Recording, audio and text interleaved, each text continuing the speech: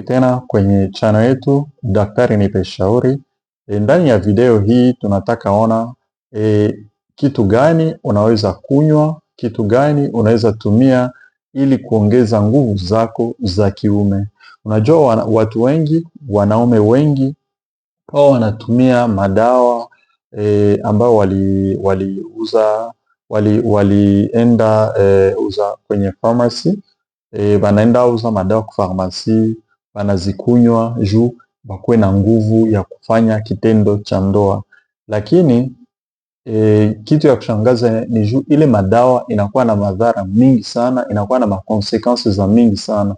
Ndio maana hapa tunataka kuonyesha vyenye unaweza kunywa na vyenye unaweza fanya ili nguvu zako za kiume ziongezeke sana, kama utafanya kitendo cha ndoa ukifanye bila shida na bila kukunywa dawa yoyote.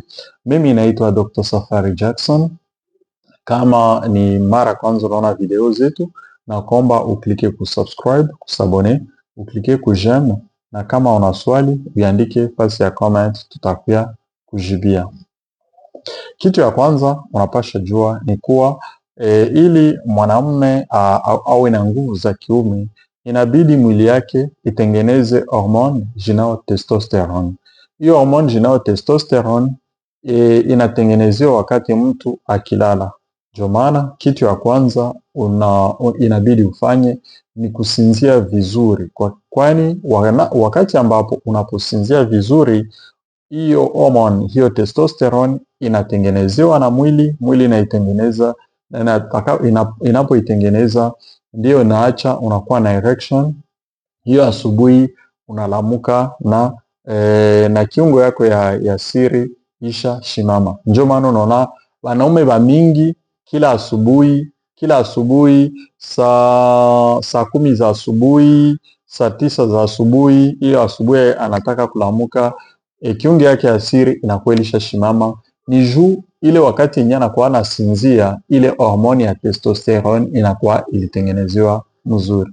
Sasa wewe kama uko mwanaume na hausinzi yake mzuri, itakuwa nguvu kwako kupata hiyo hormone ya testosterone, na hapo ndio nguvu zako za kiume zitaanza punguka. Okay? Ile ni kitu ya kwanza inayosaidia kuongeza hiyo hormone ya testosterone. Lakini kitu ya pili tunapasha jua ni kwamba testosterone inatengenezewa wakati mtu anakula vizuri. Kuna chakula ambao unaweza kula inakuongezea hormone ya testosterone. Kukula avoka, kukula ginger ama tangawizi, kukula chakula ambayo inakuwa na omega ya 3. Omega ya 3 ni kama samaki, sambaza, ndagaa. Hizi ndagara, hizi samaki, hizi sambaza, hivi vyote vinakuwa na hii omega ya 3 ambayo inasaidia mwili wako kutengeneza hizi hormone za testosterone, na hormone za testosterone zinapotengenezewa, mwili yako inakuwa nguvu na unakuwa na nguvu za kiume. Lakini sio peke yake, kuna kufanya physical activities, kufanya sport. Okay? Kufanya sport haiko kukimbia tu mubarabara. Unaweza fanya sport kwako kunyumba, unafanya gym, unafanya mapompage, unafanya sport kunyumba. Hii sport inasaidia mwili wako kutengeneza hizi hormones za testosterone, na zinapotengenezewa, hiyo kitendo cha ndoa inaendeka vizuri. Lakini sio hiyo yenyewe, kwani wakati unapofanya sport, damu inatembea vizuri, mishipa inafunguka. Mishipa inapofunguka, damu inatembea vizuri kwenye hivi viungo vya siri, na damu inapotembea vizuri kwenye hivyo viungo vya siri, hiyo inakusaidia wewe ili wakati unapokuwa na erection, wakati unapokuwa unapokuwa kwa wakati wa kufanya kitendo cha ndoa, vitu vinaendeka vizuri sana. Lakini inabidi tujue chakula sasa ambayo itasaidia hiyo damu kutembea vizuri. Okay? Lakini na chakula na vitu ambavyo unaweza fanya ili damu yako ikue nyingi. Kwani damu yako inaweza tembea vizuri, lakini kama uko na damu ya kidogo, hiyo damu ambayo inatembea vizuri haitafika fasi ambapo inaweza fika kwenye viungo vya siri, na hii yote inaacha unakuwa na nguvu kidogo ya kufanya kitendo cha ndoa. Hii kitu ya kwanza ambayo inaweza kusaidia kuwa na nguvu za kutosha kwa kufanya kitendo cha ndoa ni kunywa maji mingi, lakini hii maji ni maji ambayo inakuwa na maji ambayo inakuwa na kifukutu. Okay? Hii maji isiyokuwa baridi ndio maji mazuri ambayo inaweza kusaidia, kwani hii maji inafanya damu yako iwe nyingi, na damu yako inapokuwa nyingi inatembea vizuri, inaenda kwenye hivyo viungo vya siri na inakusaidia kufanya nini? Inakusaidia kupata hiyo nguvu za kiume, na wakati utakapotenda kitendo cha ndoa kitu yote inaendeka vizuri. Okay? Hiyo ni kukunywa maji, lakini acha nikukumbushe kuwa wakati mzuri wa kunywa hayo maji ni asubuhi. Asubuhi unapoamka, kweli mwili wako unakuwa umefanya wakati ya saa 6, saa 7 ukilala, wakati mwili wako ikitumika, hiyo wakati sasa ni wakati mzuri wa kunywa hayo maji, kwani hayo maji atasaidia kuongeza damu, na damu inapoongezeka inafika huko kwenye viungo vyako vya siri na vitu vinatembea vizuri sana. Lakini kitu kingine ambao unaweza fanya sasa ni kukunywa juice. Juice ama jus, jus unaweza zitengenezea kwa nyumba. Okay? Jus za kwanza zenyewe zinaweza kusaidia ili kitendo ya ndoa itembee vizuri ni kukamata beetroot ama beterave. Unakamata beterave, unakamata watermelon, unakamata citron ama lemon. Okay? Ndimu chungu, unakamata watermelon ama pastèque, unakamata beterave ama beetroot. Hivi vitatu unavichanganya. Unapovichanganya unatengeneza juice. Kwa nini hivi vitatu ni vya maana sana? Ni kwa sababu kitu ya kwanza, beetroot inakuwa na oxide nitrique. Okay? Hiyo oxide nitrique inasaidia kufungua mishipa ili damu itembee vizuri. Kitu ya pili, beetroot inakuwa na iron ama inakuwa na fer. Hii fer ndio inasaidia mwili wako kutengeneza damu ili damu yako iwe nyingi. Itakapokuwa nyingi ifike huko kwenye viungo vyako vya siri na uweze kuwa na nguvu za kiume. Lakini hii ni ya kwanza. Kitu ya pili, watermelon.